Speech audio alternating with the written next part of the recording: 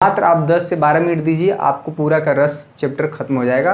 रस, छंद, अलंकार एग्जाम में 2-2 नंबर का आता है, यानी कि 6 नंबर आपको तैयार करा देंगे मात्र 10 से 12 मिनट का वीडियो।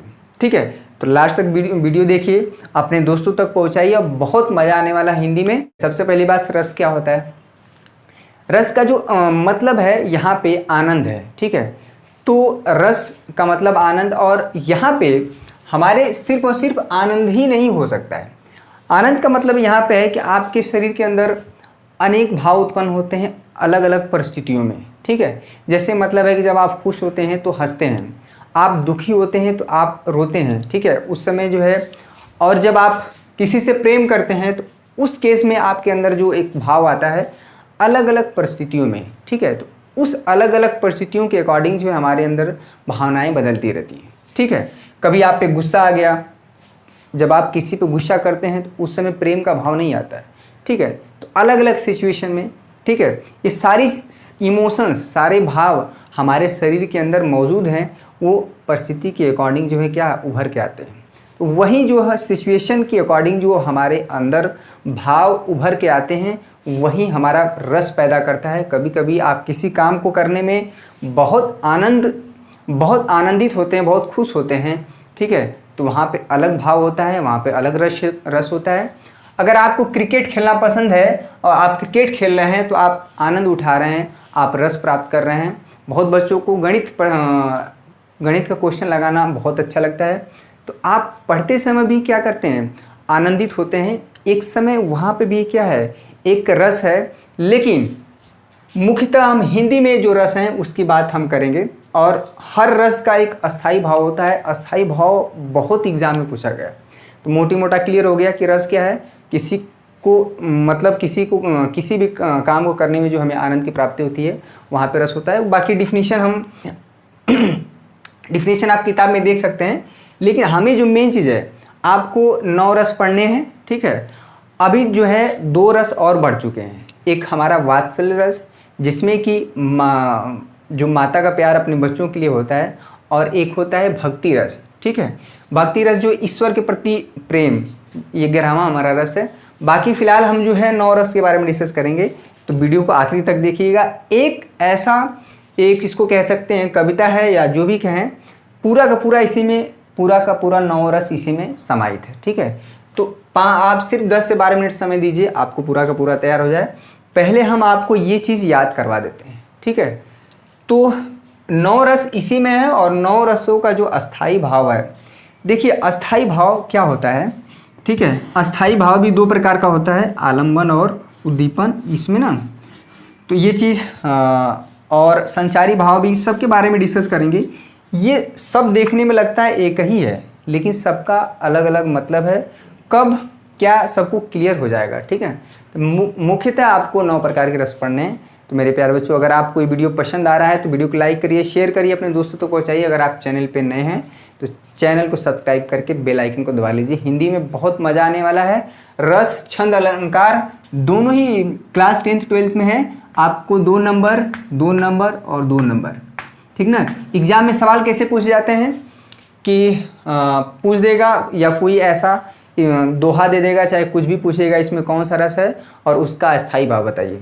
या कभी कभी उल्टा पूछ देगा कि श्रृंगार रस क्या होता है, और श्रृंगार रस का एक उदाहरण दीजिए, और श्रृंगार रस का अस्थाई भाव क्या होता है। अस्थाई भाव, अगर आपको अस्थाई भाव पता चल गया तो आपको कोई भी अगर एक एग्जाम्पल दिया है तो मैं वहाँ पे तुरंत बता दूंगा कि यहाँ पे ये रस है। ठीक ना, उसमें शब्द आपको दिख जाएंगे। तो पहले आप याद कर लीजिए, करुण हास्य श्रृंगार मिलकर वीर भयानक शांत बना। ठीक है, शोक हास रति के उत्साह से भय भी निर्वेद बना। अद्भुत रौद्र विभत्स के कारण 9 रस सम्मान बना। ठीक है, विस्मय क्रोध की जुगुप्सा से रसों का अस्थाई भाव बना। एक बहुत सिस्टमेटिक वे में, जैसे आप क्लास 3rd 4th 5th में आप कविताओं को याद करते हैं, किसी भी चीज़ को याद करते हैं, उसी तरह से आपको याद कर लेना है। ठीक है, तो आपका ये जो है 2 नंबर हमेशा के लिए फिक्स हो जाता है। और जब आप क्लास 12th के बाद कोई भी कॉम्पिटिटिव एग्ज़ाम देते हैं, वहाँ पे भी क्या आता है, हमेशा पूछा जाता है। ठीक है, तो एक बार आप नोट कर लें अपनी कॉपी में। और आपका जो ग्रामर का पोर्शन है, चाहे पर्यायवाची हो, चाहे हम बात करें समास की बात करें, ठीक ना, तो समास में भी अलग अलग टाइप के समास हैं। तो बहुत क्लियर कट हम जो चीज़ें आपको क्या करेंगे, पढ़ाएंगे, ठीक है। और गद्य पद जो दोनों क्लास 10th और 12th में, अभी तो फिलहाल कॉमन क्लास चलेगी, फिर बाद में क्या हो जाएगा, कंबाइंड हो जाएगा, ठीक है। तो जो पहला जो हमारा रस होता है करुण रस, करुण रस का जो अस्थाई भाव होता है मेरे प्यारे बच्चों, आज हम आपको अस्थाई भाव वो होता है शोक, ठीक है। जो इसके नीचे लिखा हुआ है करुण शोक, या नहीं कि किसी को जब आप किसी काम करने में जब आप दुख प्रकट करते हैं, जैसे किसी व्यक्ति को आप देखते हैं भूखा प्यासा है या ठंड से कांप रहा है, ठंडियों में कपड़ा नहीं है, तो आपके अंदर एक दुख, एक शोक पैदा होता है कि हम उसके लिए कुछ कर पाएँ। तो उस केस में आपके अंदर एक करुण रस की उत्पत्ति होती है, ठीक है। श्रृंगार रस, ठीक है, हास्य का जो हमारा यहाँ पे बात करते हैं हास्य रस, यहाँ पे उसका जो अस्थाई भाव होता है हास, ठीक है। ये अक्सर एग्जाम में नहीं पूछा जाता है। हास का जो अस्थाई भाव, हास्य का जो अस्थाई भाव होता है हास होता है, तो ये बहुत ज़्यादा पूछा नहीं जाता है। बहुत ज़्यादा इंपॉर्टेंट है श्रृंगार रस, ठीक है। श्रृंगार रस का जो अस्थाई भाव है रति, रति का यहाँ पे कभी कभी प्रेम भी होता है, ठीक ना, रति का मतलब होता है प्रेम, तो दोनों हमारा पूछ सकता है। श्रृंगार रस का अस्थाई भाव रति या प्रेम आप लिख सकते हैं। श्रृंगार रस भी दो प्रकार का होता है, संयुक्त श्रृंगार और वियोग श्रृंगार। हम डिस्कस करेंगे एग्जाम्पल के साथ। संयुक्त श्रृंगार जब नायक और नायिका मिलते हैं आपस में जब बातें करते हैं एक दूसरे से, तो उस केस में बातें करने का मतलब है वहाँ पे बिछड़ना नहीं होता है। जब बिछड़ते हैं नायक और नायिका, उस केस में हमारा क्या होता है, वियोग श्रृंगार होता है। आप इस चीज़ को महसूस कर सकते हैं, ठीक है। तो श्रृंगार रस का जो अस्थाई भाव है रति या प्रेम। वीर भयानक शांत बना, वीर रस का जो अस्थाई भाव है उत्साह है, ठीक है। जब कभी आप देखते होंगे जो आर्मी का परेड होता है तो उसमें बहुत ज़्यादा एनर्जी आर्मी के जितने भी हमारे जवान होते हैं उनके अंदर भरा जाता है ताकि उनके अंदर उत्साह बना रहे, ठीक है। कभी भी वीरता की बात होती है तो आपके अंदर क्रोध नहीं उत्पन्न होता है, ठीक है। आपके अंदर दुख नहीं पैदा होता है, आपके अंदर हमेशा उत्साह पैदा होगा। या कभी भी आप वीर रस की कविता सुनते हो, किसी भी चीज़ को जहाँ पे वीरता की बात हो रही हो तो आपके अंदर उत्साह पैदा होता है। आप वहाँ पे नेगेटिव नहीं होते हैं, ठीक है। आप वहाँ पे श्रृंगार रस की उत्पत्ति नहीं होती है जहाँ पे वीरता की बात होती है, ठीक है। तो अलग अलग कंडीशनों में हमारे अंदर जो है अलग अलग भाव उत्पन्न होते हैं। वही भाव जो है हिंदी में रस का जो है नाम पड़ जाता है। भयानक रस, ठीक है, यहाँ पे भय है, ठीक है, यहाँ पे इसका अस्थाई भाव भय हो गया। और शांत का जो है अस्थाई भाव निर्वेद हो गया। शांत रस की प्राप्ति कब होती है भाई, जब आप कभी प्रवचन सुनने जाते हैं या कहीं पे भी जब वो किसी बाबा या किसी भी चीज़ को आप बहुत ध्यान से सुनते हैं और आप शांत होके उस समय आप अपना रिएक्शन नहीं देते हैं, उस केस में जो है शांत रस, यानी कि यहाँ पे निर्वेद का मतलब होता है कि आप कोई प्रतिक्रिया नहीं दे रहे हैं, ठीक है। आप सिर्फ और सिर्फ सुन के मनन कर रहे हैं, शांत रह रहे हैं, ठीक है। तो शांत रस का जो अस्थाई भाव है निर्वेद, बहुत ज़्यादा इंपॉर्टेंट है ये, ठीक ना, बहुत ज़्यादा इंपॉर्टेंट है। शांत रस का जो अस्थाई भाव बताइए निर्वेद, ठीक है। अद्भुत रस का मतलब यहाँ पे भीष्म है, ठीक ना। रौद्र विभस, रौद्र रस भी होता है क्रोध, उसका जो अस्थाई भाव होता है क्रोध, ठीक है। रौद्र नाम से ही एकदम लग रहा है कि जब आप किसी को डांटते हैं चाहे गुस्सा करते हैं तो उस केस में आपके अंदर जो है जो एक भाव उत्पन्न होता है उसका जो अस्थाई भाव होता है क्रोध। विभत्स का मतलब होता है यहाँ पे इसका अस्थाई भाव होता है जुगुप्सा, ठीक ना। इसका मतलब होता है घृणा, किसी व्यक्ति से घृणा करना, किसी व्यक्ति के पहनावे, रहने, बोलने चालने के भाव को देखते हुए जब आप उससे घृणा करते हैं उस केस में आपके अंदर क्या होता है, विभत्स रस उत्पन्न होता है, ठीक ना। तो ये रहा हमारे 9 रस, 1 2 3 4 5 6, ठीक है। यहाँ पे हो गए 7 8 9, ठीक है, अद्भुत और विस्मय। तो अलग अलग केस में और एग्ज़ाम में इसमें सबसे नहीं पूछा जाता है, गिने चुने जो रस हैं वहीं से हमारे उसके एग्जाम्पल और उसका अस्थाई भाव 9 नहीं पूछा जाएगा, लेकिन जानना हमको 9 के बारे में, ठीक है। तो बारी बारी से हम डिस्कस करेंगे। फिलहाल आप जो है इसको याद कर लीजिए, करुण हास्य श्रृंगार मिलकर वीर भयानक शांत बना, शोक हास रति के उत्साह से भय भी निर्वेद बना। ठीक है, अद्भुत रौद्र विभत्स के कारण नौ रस सम्मान बना। ठीक है, विस्मय क्रोध की जुगुप्सा से रसों का अस्थाई भाव बना। और इसके बारे में भी हम डिस्कस करेंगे कि भाव, अस्थाई भाव, संचारी भाव क्या होता है। अस्थाई भाव देखिए, अस्थाई भाव क्या है? क्रोध, प्रेम, गुस्सा, उत्साह, ठीक है, दुख, ये सारे भाव हमारे शरीर के अंदर पहले से मौजूद है। जब हम पैदा होते हैं तभी से हमारे ये सब कुछ जो इमोशंस हैं पहले से मौजूद होते हैं। बस परिस्थिति के अकॉर्डिंग जो है वो क्या होते हैं, उभर के आते हैं। जब आप किसी पे गुस्सा करते हैं तो उस समय आपके अंदर दुख और दया की भावना नहीं आती है। ठीक है, तो वो सब कुछ हमारे शरीर के अंदर है। तो ये सारी चीज़ जो है ये अस्थाई भाव के अंतर्गत आते हैं। ठीक है, संचारी भाव, ठीक ना, जो बदलते रहते हैं। ठीक ना, कभी गुस्सा, कभी प्यार, ठीक ना, कभी क्या है आपके अंदर भयानक रस आ गया, भूत देख लिए, डर गए अचानक। ठीक है, तो ये सारी चीज़ें ये हम डिस्कस करेंगे बारी बारी से, तो क्लियर हो जाएंगे। ठीक है, तो सबसे पहले आप ये याद कर लीजिए कि 9 रस क्या है। इसी में 9 रस हैं, उनका अस्थाई भाव भी छिपा है। ठीक है, आई होप आपको ये सेशन बहुत पसंद आया होगा, बहुत मज़ा आया होगा। और एक चीज़ और हम बता दें कि श्रृंगार जो रस है, श्रृंगार रस को रसों का राजा कहा जाता है, रसराज भी बोलते हैं। ठीक ना, तो यहाँ से भी एक क्वेश्चन बनता है।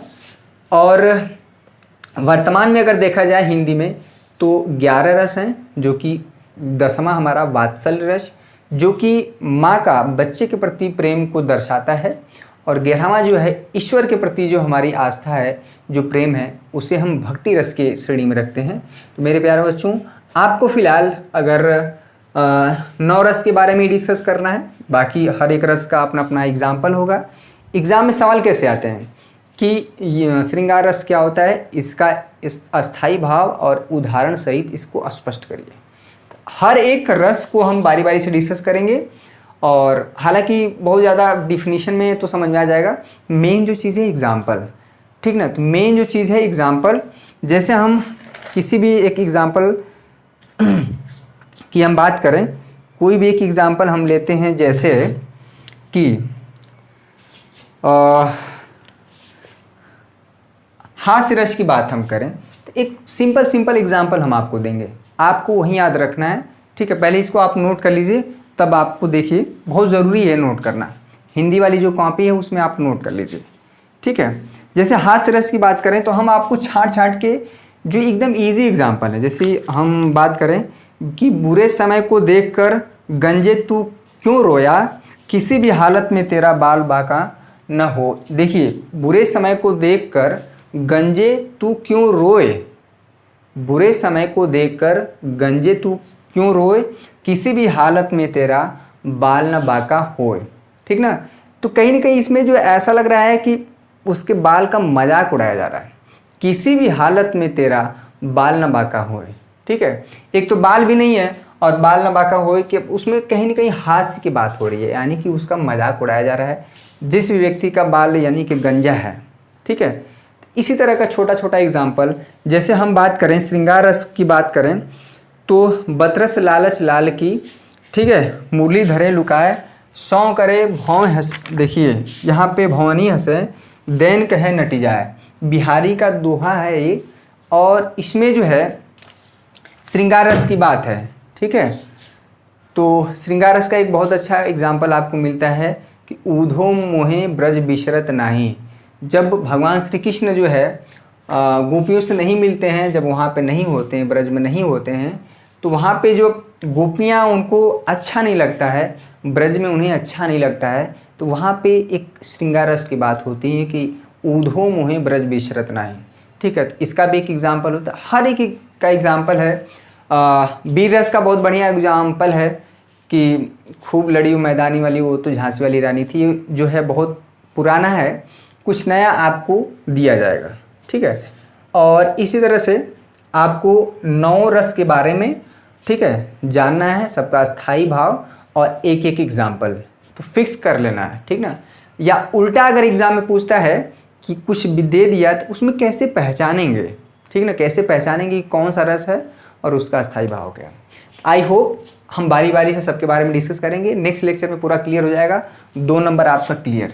ठीक है, ये रहा आपके लिए रस जो क्लास 10th और 12th में है, दोनों क्लासों में पूछा जाएगा। ठीक है, तो इसके बारी बारी से डिस्कस करेंगे और एक एक एग्जाम्पल जो सबसे ईजी रहेगा। ठीक है, तो आज के लिए बस इतना ही मेरे प्यारे बच्चों। अगर आपको अच्छा लगा होगा प्लीज़ लाइक करिए और शेयर करिए। आई होप आपको ज़रूर अच्छा लगा होगा, क्योंकि इतना इजी वे में, इतना आसान तरीके से कोई नहीं बताएगा। ठीक है, तो हिंदी भी हम लोग डिस्कस करेंगे, जो मुख्य मुख्य चीज़ें हैं, ग्रामर का जो हिस्सा है।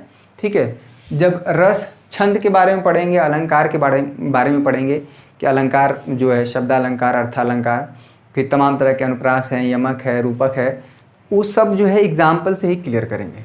ठीक है, तो आज के लिए बस इतना ही मेरे प्यारे बच्चों। आपको वीडियो अच्छा लगा तो लाइक कर दीजिए।